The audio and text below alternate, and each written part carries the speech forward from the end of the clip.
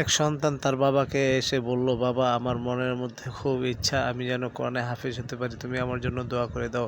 তখন বাবা সে সন্তানকে বলল, বাবা তুমি জীবনে অনেক বড় হও এবং হাফেজ হও এবং আলেম হও। তারপর সেই বালকটি তার বাবার দোয়া নিয়ে মাদ্রাসায় গিয়ে মনোযোগ দিয়ে পড়া শুরু করে দিল এবং সে মাদ্রাসায় সবচেয়ে ভালো ছাত্র হলো এবং একদিন সে বড় একজন আলেম হয়ে গেল।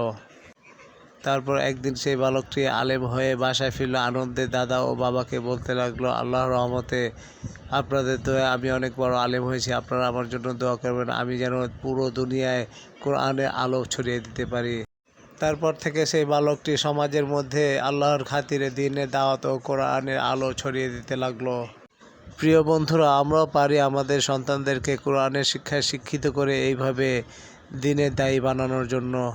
আল্লাহ তাআলা আমাদের সকল সন্তানদেরকে আলেম হবার তৌফিক দান করুন। আমিন।